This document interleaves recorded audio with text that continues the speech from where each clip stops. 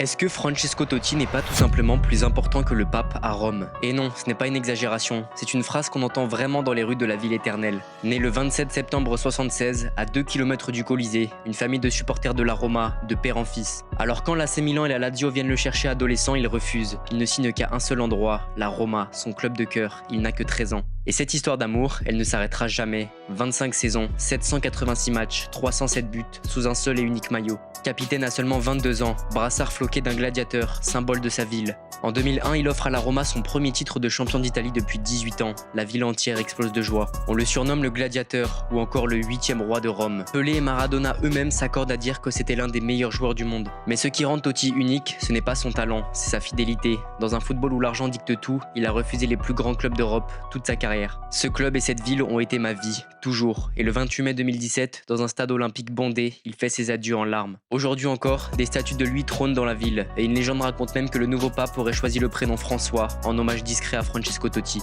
Vrai ou fausse, cette rumeur dit une chose. Dans cette ville, un homme a réussi l'impossible, devenir plus qu'un joueur de football, devenir Rome elle-même. Si tu veux plus d'histoires comme celle-ci, like et abonne-toi.